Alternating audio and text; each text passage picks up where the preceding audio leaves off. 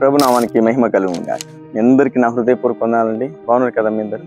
చూడండి, దేవుడు ఏదైనా అద్భుతం చేస్తే అది ప్రపంచం అందరికీ తెలిసేలా ఉంది. ఆయన మన విషయంలో కృప చూపితే, మన విషయంలో మరి జాలి కలిగి కరుణిస్తే మన జీవిత చరిత్రని మార్చేస్తాడు. ప్రజలందరికీ ఆశీర్వాదకరంగా ప్రభు నిన్ను మారుస్తాడు.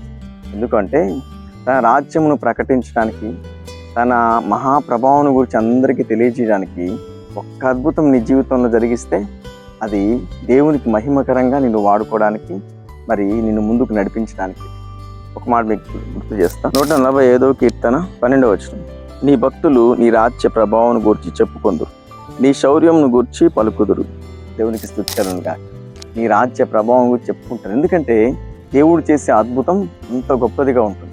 మనం అనుకుంటాం ఏదో చిన్నదానికే అడుగుతూ ఉంటాం, ఏదో కొద్దిదానికే ప్రార్థన చేస్తూ ఉంటాం. కానీ దేవుడు ఏదైనా నీ విషయంలో చేస్తే అది ఊహకు అందనిదిగా, అది అమ్మో ఇది నా విషయంలో చేశాడా, ఇది నా విషయంలో జరిగిందా, నేను ఎప్పుడు ఊహించలేదే అనే విధంగా ప్రభు నీ పట్ల చేయబోతున్నాడు. చూడండి, ఒక విషయం చెప్తాను మీకు. చిన్న పాప 15 సంవత్సరాలు, చిన్నప్పటి నుంచి ఆ బిడ్డకు కాళ్ళు చచ్చిపడిపోయాయి. చాలా ఆస్తిపరులే, చాలా ధనవంతులే, కానీ ఎన్నో చోట్లకు వెళ్ళినా మరి ఆ బిడ్డకు ఆ కాళ్ళు బాగు కాలేదు.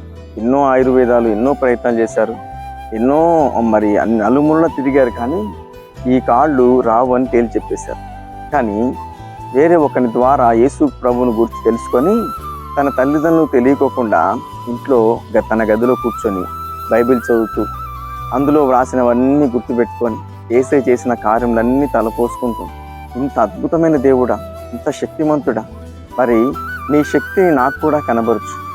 ఈ కాళ్ళు మరి నువ్వు నడిచేలా నన్ను చేస్తే, నా విషయంలో నాకు స్వస్థతనిస్తే, నా విషయంలో అద్భుతం చేస్తే నేను ఈ నామమును గూర్చి అందరికీ ప్రకటిస్తా, అందరికీ తెలియజేస్తానని ఈ మాట చెప్తూ రోజు ఏడ్చి ప్రార్థన చేసేది. మధ్యరాత్రి వేళ, తెల్లవారుజామున ఆ ఇంట్లో ఎప్పుడు కూడా ఆ పాప ఏడుపై వినిపిస్తూ ఉన్నది. ఏడుస్తూ ఉంటే తల్లిదండ్రులు అనుకునేవారు కాళ్ళు నొప్పి ఎక్కువ ఉన్నాయేమో, తనకు వేదన ఎక్కువైందేమో అనుకునేవారే, కానీ ప్రార్థన చేస్తానన్న సంగతి వాళ్ళకి తెలియదు. చూడండి, యేసుక్రీస్తు ప్రభువుకు ప్రార్థన చేస్తానే ఉంది, ఏడుస్తానే ఉంది. ఒకానొక దినాన మధ్యరాత్రి వేళ యేసయ్య ఆమె ఉన్న గదిలోకి డైరెక్ట్గా వచ్చేసాడు. ఆయన అడుగు పెట్టగానే ఆ ఇల్లంతా, ఆ రూమ్ అంతా దగదగదగా మెరిసిపోతా ఉంది. ఆ వెలుగును చూడలేక ఆ పాప కళ్ళు మూసేసుకున్నా. నా కుమార్తె, నువ్వు రోజు ప్రార్థిస్తున్నావు కదా, రోజు ఏడుస్తున్నావు కదా, నేను నీ మొర ఆలకించి నీ కన్నీటిని చూసి నీ దగ్గరకు వచ్చాను. ఏం కావాలి? నీ కాళ్ళు బాగుపడాలా అంటే, అవును ప్రభు అనింది. అయితే నేను చెప్తున్నాను కదా, లేచి నడువమని చెప్పాను. నేను నడవలేకనే కదా రోజు ఏడ్చి ప్రార్థన చేస్తుంది, నువ్వు ఏడిచావు కనుక నేను వచ్చా. నేను చెప్తున్నాను కదా, లేచి నా దగ్గరికి నడుచుకుంటూ రామని చెప్తే ఆమె మామూలుగా బాగలేని వ్యక్తిగా అనుకోకుండా యేసయ్య చెప్పిన మాటను పట్టుకొని లేచి చక్కగా ఆయన దగ్గరికి పరిగెత్తుకుంటూ వెళ్ళి యేసయ్యని కౌగిలించుకొనగానే ఆయన అదృశ్యమైపోయాడు. ఆమె కాళ్ళను చూసి, ఆమెకి ఊహకందని విధమైన ఆ కార్యం చూసి గంతులు వేస్తూ ఉంది, కేకలు వేస్తూ ఉంది, మరి ఎగిరెగిరి గోల చేస్తూ ఉంది. ఈ అరుపులన్నీ కిందున్న తల్లిదండ్రులు విని పరిగెత్తుకుంటూ డోర్ కొడతా ఉన్నారు. డోర్ కొడతా ఉంటే వెంటనే డోర్ తీసింది. చూస్తే తల్లిదండ్రులు షాక్ అయిపోయారు. ఏంటి నీ కాళ్ళు బాగైపోయా? తన గురించి, తను చేసే రోజు ప్రార్థన గురించి వాక్యం అంతా తల్లిదండ్రులు చెప్తే వాళ్ళు విస్మయం ఉందారు, విభ్రాంతిని ఉందారు. చూడండి, ఆమె తర్వాత నెక్స్ట్ చదువుకొని దేశ విదేశాల్లో ఆమె సాక్ష్యాన్ని గురించి అందరికీ తెలియజేస్తుంది. ఆయన రాజ్య ప్రభావం గురించి చెప్పుకుంటూ ఆయన విశేషమైన అద్భుతమైన కార్యం అందరికీ తెలియజేస్తుంది. ఈరోజు యేసయ్య నీ పట్ల ఏమైనా చేయగలడు, నీకు ఏదైనా ఇవ్వగలడు.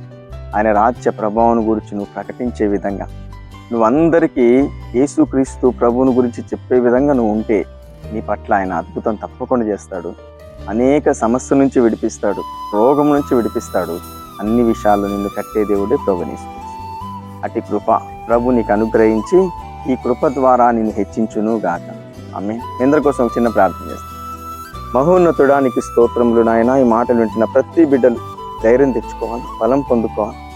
నా జీవితంలో ఒక అద్భుతం చేయలేను, నేను నిన్ను గూర్చి ప్రకటిస్తానని ఎవరైతే నిన్ను గూర్చి ఆ ప్రార్థన చేస్తూ ఉన్నారో వారి జీవితంలో అద్భుతం చేసేది, ఆశ్చర్య క్రియలు చేసేది ప్రతి వారి పట్ల అట్టి క్రియను, అట్టి ఆశీర్వాదం, అట్టి స్వస్థతను ప్రతి వారికి దయచేయను.